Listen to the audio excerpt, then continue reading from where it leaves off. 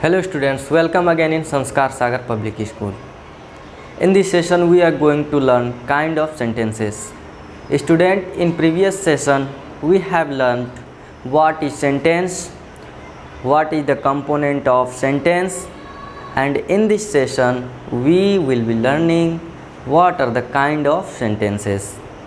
बच्चों, आपके बुक में इस बार काइंड ऑफ सेंटेंसेस 5 टाइप का दिया है, ठीक है। एक एक करके हम सभी को देखने वाले हैं। ऐसे पहले मैं बता दूं कि कौन कौन से सेंटेंसेस हम देखेंगे।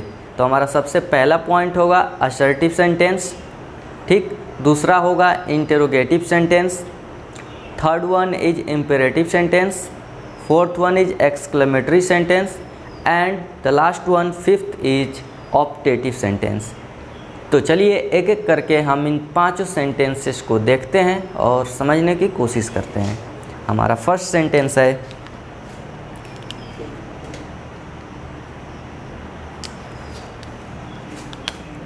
और first sentence is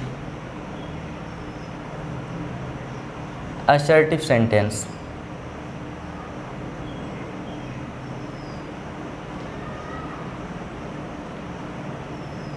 assertive sentences, इसकी डेफिनेशन देखते हैं और समझते हैं कुछ एग्जाम्पल कि असर्टिव सेंटेंस क्या होता है। बच्चों, इसके डेफिनेशन में कुछ खास नहीं है। दे एक्सप्रेस असर्शन, पहला डेफिनेशन तो ये होता है बच्चों कि दे एक्सप्रेस असर्शन। दूसरा डेफिनेशन हो सकता है कि ये कुछ नहीं, they are statements. Assertive sentences क्या होते हैं बच्चों? पहला कि वो असर्शन होंगे या फिर वो एक स्टेटमेंट होंगे। ये दोनों में कुछ भी हो सकता है, ये दोनों एक ही बात है। अलग अलग तरीके से कहने की मैं कोशिश कर रहा हूँ ताकि आपको अच्छे समझ में आए। उदाहरण के तौर पे ले सकते हो कि तुम एक अच्छे लड़के हो। ये क्या है? एक स्टेटमेंट है। अगर कोई भी बात हम ऐसे जनरली बोलते हैं तो वो हमारा एक स्टेटमेंट बन जाता है, ठीक है। तुम एक अच्छे लड़के हो, तुम पढ़ाई करते हो, तो ये हमारा क्या हुआ? एक स्टेटमेंट हुआ। अब स्टेटमेंट क्या होता है कि या तो वो पॉजिटिव हो सकता है या फिर वो निगेटिव हो सकता है।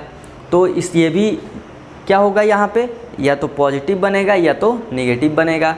तो बच्चों, जब पॉजिटिव बनता है स्टेटमेंट हमारा तो हम उसको अफर्मेटिव कहते हैं, या फिर जब निगेटिव बन जाए तो हम उसको बोलते हैं निगेटिव, ठीक है। तो इसको 2 पार्ट में हम ब्रेक कर सकते हैं असर्टिव सेंटेंसेस को। ये बनता है यहाँ पे, ऐसे आप भी लिखते जाओ, अफर्मेटिव,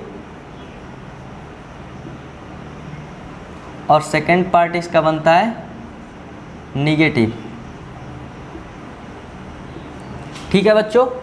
तो हमने देखा कि असर्टिव सेंटेंस क्या होता है। अब चलिए कुछ एग्जाम्पल हम इस पे देखते हैं।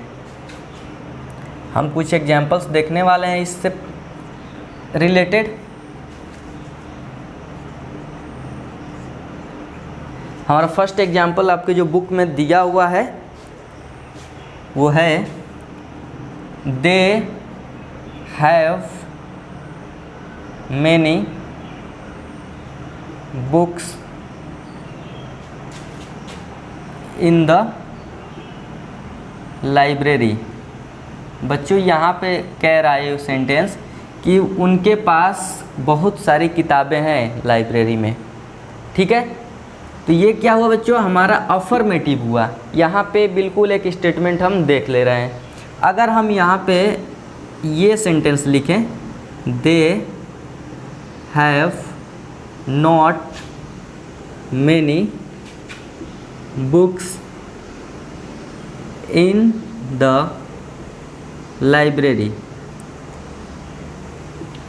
They have not many books in the library, उनके पास लाइब्रेरी में बहुत सारी पुस्तकें नहीं हैं।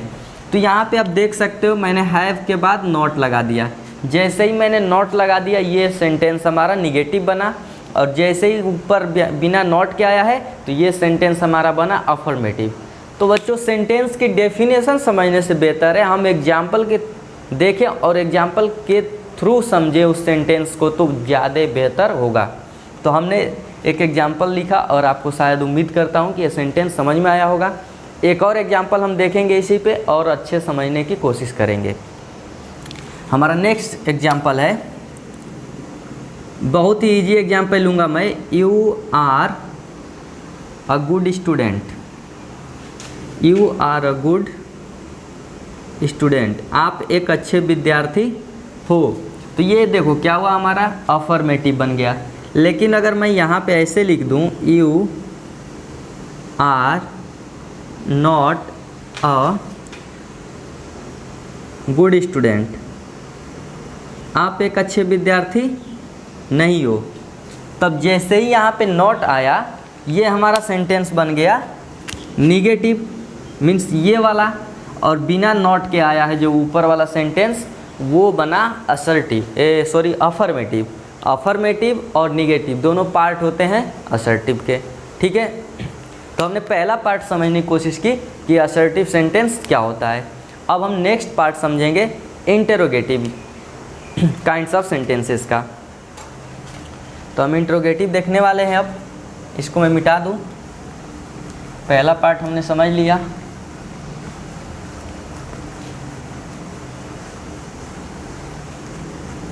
अब देखते हैं हम इंटेरोगेटिव सेंटेंसेस। हमारा सेकंड होगा इंटेरोगेटिव सेंटेंसेस।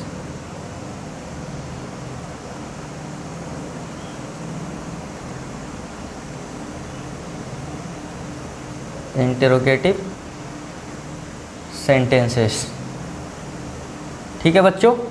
अब हम देखते हैं कि इंटेरोगेटिव सेंटेंसेस क्या होते हैं, ठीक है।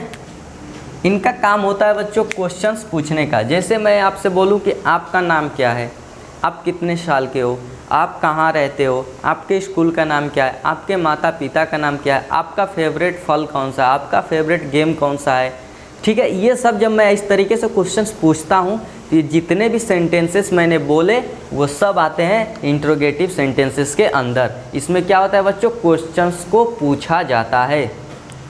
तो यहाँ पे हमारा हो जाएगा, इसका डेफिनेशन शॉर्ट फॉर्म में लिख सकते हो, आस्क क्वेश्चंस, बस इतना ही काफ़ी है।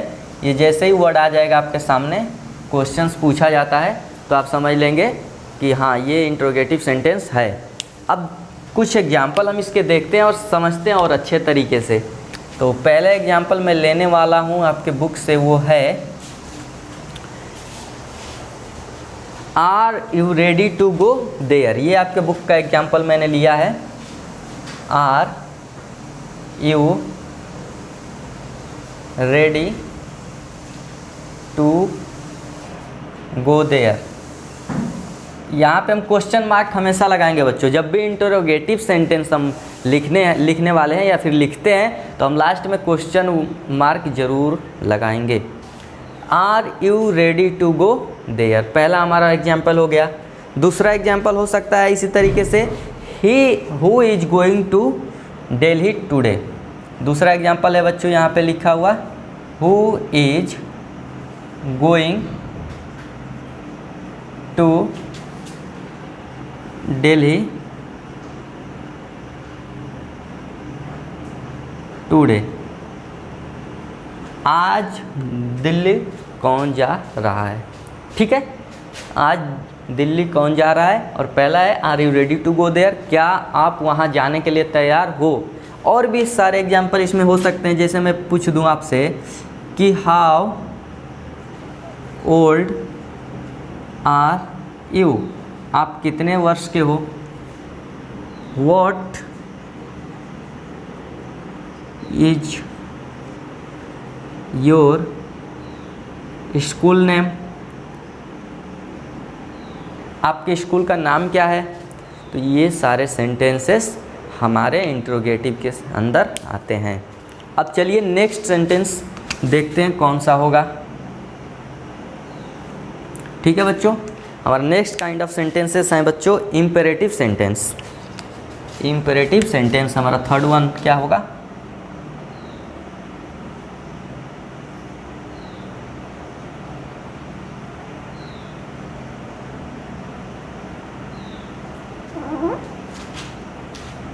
Imperative sentences.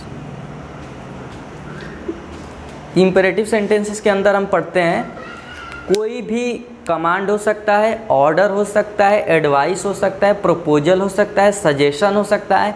ये सब जब वर्ड्स हमें दिखते हैं सेंटेंस के अंदर या फिर इनका सेंस हमको नज़र आए तो हम कहते हैं कि ये सेंटेंस जो होंगे वो इम्पेरेटिव सेंटेंस होंगे।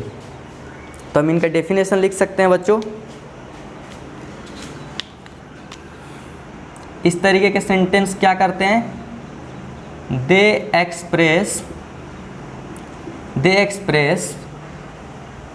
Order, command, advice, request, suggestion etc। ये सारे जो वर्ड देख रहे हो, ऑर्डर हो गया, कमांड हो गया, एडवाइस हो गया, रिक्वेस्ट हो गया, सजेशन हो गया, इस तरीके के जो सेंटेंस जब आएंगे तो ये जो वर्ड्स देख रहे हो इस तरीके का सेंस उनके अंदर नज़र आएगा। हम जब फिर से एग्जाम्पल देखेंगे इसका तो हमको शायद और क्लियर हो। ठीक है, तो हमारा फर्स्ट एग्जाम्पल होने वाला है इस पे।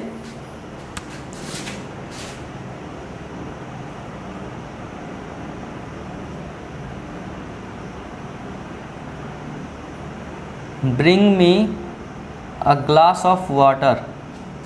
Bring me a glass of।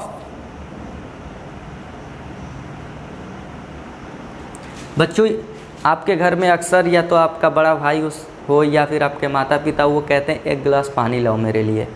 ठीक है, तो जब वो लोग कहते हैं एक गिलास पानी लाओ तो क्या कर रहे हैं, वो आपको या तो ऑर्डर कर रहे हैं, कमांड कर रहे हैं कि मेरे लिए पानी लाओ, या फिर स्कूल में टीचर है अगर आपसे पानी मांग दिया मेरे लिए एक गिलास पानी लाओ तो टीचर वो आपसे रिक्वेस्ट नहीं कर रहा है, ना ही आपको सजेशन दे रहा है, ना ही एडवाइस कर रहा है, वो आपको ऑर्डर दे रहा है, आपको कमांड दे रहा है कि जाओ मेरे लिए एक गिलास पानी लाओ।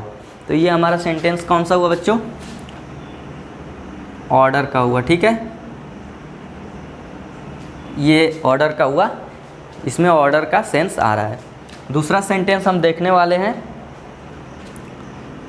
We should obey our parents. We should obey our parents, हमें अपने माता पिता की रिस्पेक्ट या उनकी जो भी है इज्जत करनी चाहिए, उनके आज्ञा की पालन करनी चाहिए। ओबे मीन्स आज्ञा की पालन करना होता है, तो हमें अपने माता पिता की आज्ञा की पालन करनी चाहिए। ठीक है, तो यहाँ पे क्या कहा जा रहा है हमसे, अब हिंदी में इसका जब ट्रांसलेशन किया हमने तो हमें अपने माता पिता की आज्ञा की पालन करनी चाहिए। तो हमको यहाँ पे क्या है, कोई सुझाव दे रहा है, मीन्स एडवाइस कर रहा है हमको। तो ये कौन सा सेंटेंस बना, एडवाइस। ठीक है, अब फिर थर्ड वन देखते हैं क्या हो सकता है एग्जाम्पल, प्लीज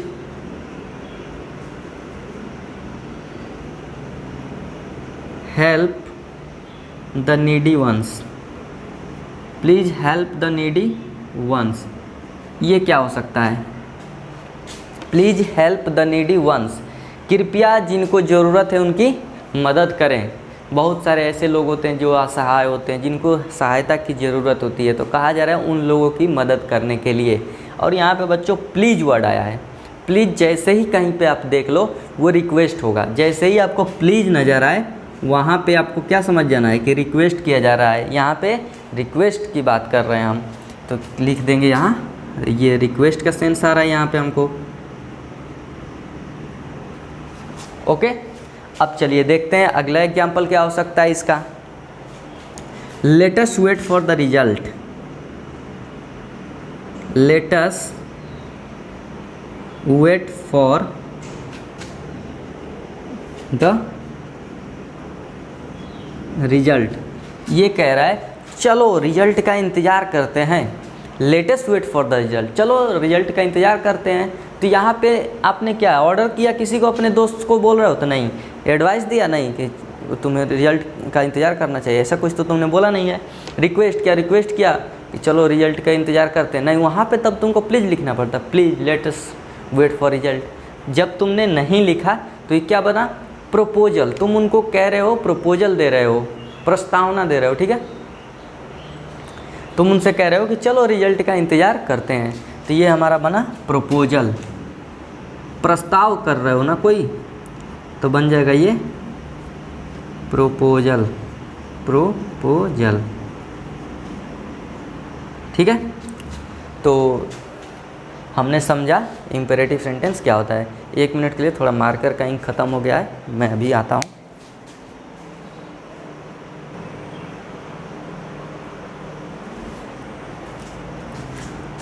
हाँ तो बच्चों फिर से हम स्टार्ट करने वाले हैं एक्सक्लेमेटरी सेंटेंस और ऑप्टेटिव सेंटेंस। हमारा 4th नंबर है एक्सक्लेमेटरी और 5th वन इज ऑप्टेटिव। तो बच्चों देखते हैं कि एक्सक्लेमेटरी सेंटेंस में क्या क्या आता है और कैसे हम पहचान सकते हैं एक्सक्लेमेटरी सेंटेंस को। तो हमारा इसका डेफिनेशन है इसमें, they express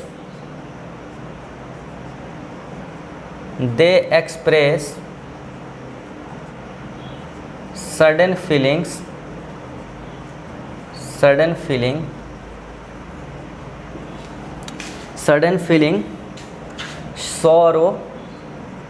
sorrow, pain, happiness.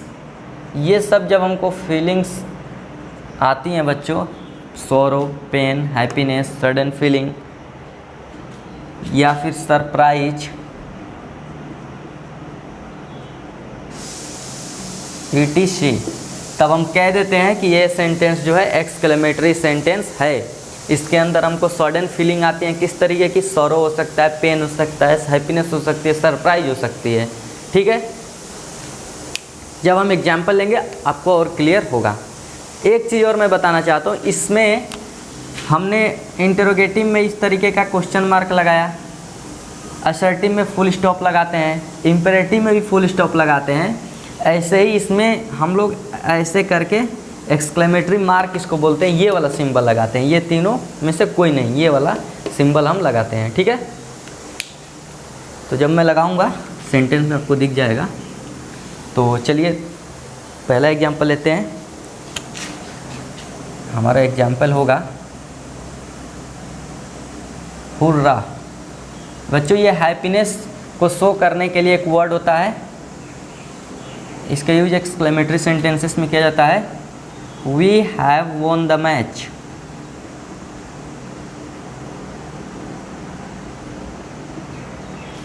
यहाँ पे सेंटेंस को पढ़ने के बाद आपको बिल्कुल क्लियर हो सकता है, hurrah, we have won the match. ये हुर्रा क्या है, एक खुशी को दिखाने के लिए, हैप्पीनेस को दिखाने के लिए वर्ड होता है जो एक्सक्लेमेटरी सेंटेंस में यूज होता है। We have won the match, हम मैच जीत गए, ये हमारी क्या है, हैप्पीनेस है। तो जब इस तरीके से, और ये हैप्पीनेस कैसी, बिल्कुल सडन हैप्पीनेस होती हैं, सडन फीलिंग होती हैं, ठीक है। तो हमारा ये एग्जांपल हुआ एक्सक्लेमेटरी सेंटेंस का। दूसरा एग्जांपल हम देख सकते हैं, अलाश, he died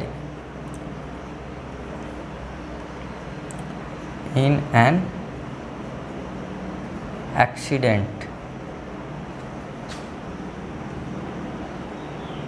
बच्चों जैसे हैप्पीनेस को दिखाने के लिए हुर्रा शब्द का यूज करते हैं, वैसे ही सौरो को, पेन को दिखाने के लिए हम अलास वर्ड का यूज करते हैं। तो इस सेंटेंस का मतलब हुआ कि किसी व्यक्ति के बारे में बात कर रहे हैं जिसकी एक्सीडेंट होने के कारण डेथ हो गई, ठीक है। तो ये हमारा सडन पेन है, सडन सॉरो है। ऑल ऑफ सडन हमको ये न्यूज़ मिलती है कि वो कार एक्सीडेंट में मारा गया। तो जब हम अचानक न्यूज़ पाते हैं तब हमको जो फीलिंग आती है सॉरो की, उसके लिए ये सेंटेंस आता है, ठीक है। अब लास्ट एग्जांपल देखते हैं इसका, what a funny movie it is. देखो हमेशा ये एक्सक्लेमेटरी सेंटेंस के एंड में आएगा, ये एक्सक्लेमेटरी मार्क है, ठीक है। What A funny movie it is, क्या फनी मूवी है यह, ठीक है। तो यहाँ पे क्या कर रहा है, ये खुश तो है लेकिन सरप्राइज भी है इसके साथ साथ। तो सरप्राइज जब जैसे ही वर्ड आ जाता है, वो भी मतलब अंदर से अचानक ये फीलिंग आती है, ऐसा नहीं कि अरे हमको तो पता ही है कि हम सरप्राइज होने वाले हैं, ऐसा नहीं। अचानक जब ये फीलिंग आएगी तब तुम कहोगे कि हाँ ये एक्सक्लेमेटरी सेंटेंस है। ठीक है, अब आते हैं हम ऑप्टेटिव सेंटेंसेस पे। ये भी बिल्कुल इसी के तरह है बच्चों, इसी का समझ लो कि एक पार्ट हमने अलग करके इसको बना दिया और इसमें कुछ अलग एक्स्ट्रा जो जैसे ये सब वर्ड यूज हम जोड़ रहे थे यहाँ पे, सडन फीलिंग, सॉरो, पेन, तो एक दो वर्ड ऐसे होते हैं जो इसके अंतर्गत हम रख देते हैं और इसको ऑप्टेटिव सेंटेंस कह देते हैं। इसमें कौन कौन से वर्ड आते हैं हम देख लेते हैं। इसके अंदर बच्चों आता है दे एक्सप्रेस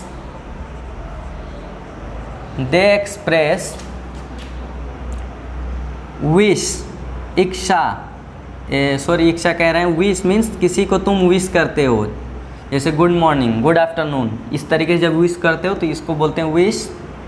दूसरा हो सकता है बोन, प्रे, etc।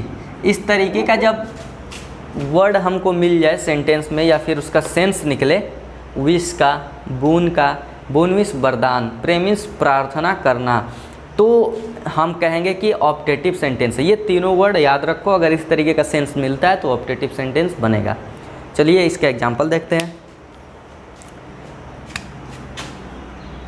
एग्जाम्पल है मे यू लिव लॉन्ग, इसमें भी एक्सक्लेमेटरी मार्क आता है।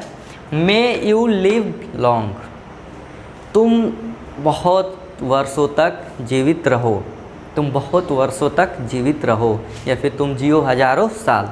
ठीक है, तो ये क्या कह रहा है बच्चों, ये वरदान किसी ने दिया है इसको कि ठीक है तुम हजारों साल जियो। जब तुम किसी को पैर छूते हो या फिर किसी को विश करते हो गुड मॉर्निंग, गुड आफ्टरनून, इस तरीके से, तो वो तुमको ये वरदान दे सकता है, इस तरीके से आशीर्वाद समझ लो। तो ये सेंटेंस इस सेंस में लिखा गया है। दूसरा हो सकता है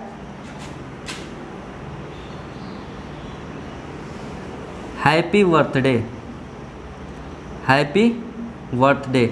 ये सेंटेंस तो तुम कितनी बार अपने लाइफ में बोलते होगे, जब भी तुम्हारे दोस्त का, तुम्हारे रिलेटिव का, किसी का बर्थडे होता है तो तुम विश करते हो उसको हैप्पी बर्थडे। तो ये क्या है, यही वाला चीज़ तो है विश। और जब हम विश करते हैं किसी को happy birthday, happy anniversary, happy wedding, तो हमारा जो सेंटेंस होता है वो होता है ऑप्टेटिव सेंटेंस। ठीक है, third example God bless you. देखो गॉड ब्लेस यू, ये किसी ने बोल रहा है तुमसे कि गॉड ब्लेस यू, मतलब भगवान तुम्हारी रक्षा करें, तुम्हारी देखभाल करें। ठीक है, तो ये सेंटेंस क्या है, वो वरदान नहीं दे रहा है, वो प्रे कर रहा है, तुम्हारे लिए प्रार्थना कर रहा है कि गॉड ब्लेस यू। तो ये तुम्हारे लिए ठीक है, ये हो जाएगा। उम्मीद करता हूँ कि आपको अच्छे से काइंड्स ऑफ सेंटेंसेस समझ में आया होगा, और इसके बाद भी कोई डाउट बच जाता है आपको तो ज़रूर आप कमेंट बॉक्स में कमेंट करें, ताकि हम उस डाउट को क्लियर कर सकें। उसके बाद नेक्स्ट लेक्चर पे आएंगे और आपका आज ये चैप्टर फिनिश हो गया। और मैं आपको होमवर्क देना चाहता हूँ कि आपकी जो भी एक्सरसाइज के प्रॉब्लम्स गिवन है इस चैप्टर में, वो आप अपने से करेंगे और जो डाउट होगा उसको आप पूछेंगे। चलिए, लेक्चर में ज्वाइन करने के लिए धन्यवाद।